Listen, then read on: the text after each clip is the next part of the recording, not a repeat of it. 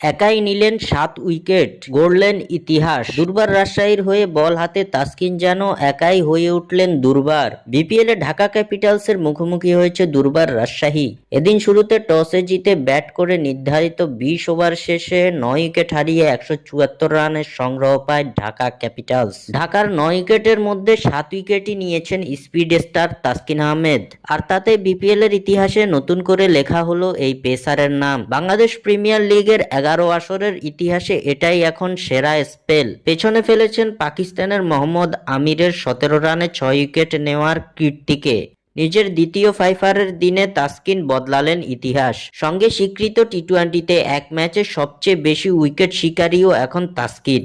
যদিও এই রেকর্ডে তিনি শীর্ষে আছেন যৌথভাবে। এর আগে মালয়েশিয়ার সাজরুল ইদ্রুস চীনের বিপক্ষে 8 রানের খরচায় নিয়েছিলেন 7 উইকেট। ভাইটালিটি ব্লাস্টের ম্যাচে লেস্টারের বোলার কলিন অ্যাকারম্যান বার্মিংহামের বিপক্ষে নিয়েছিলেন 17 রানের খরচায় 7 উইকেট। এদের পাশে ইতিহাসে মাত্র তৃতীয় বোলার হিসেবে এক টি-20 ইনিংসে 7 উইকেট নেওয়ার কীর্তি এখন বাংলাদেশের তাসকিন আহমেদের।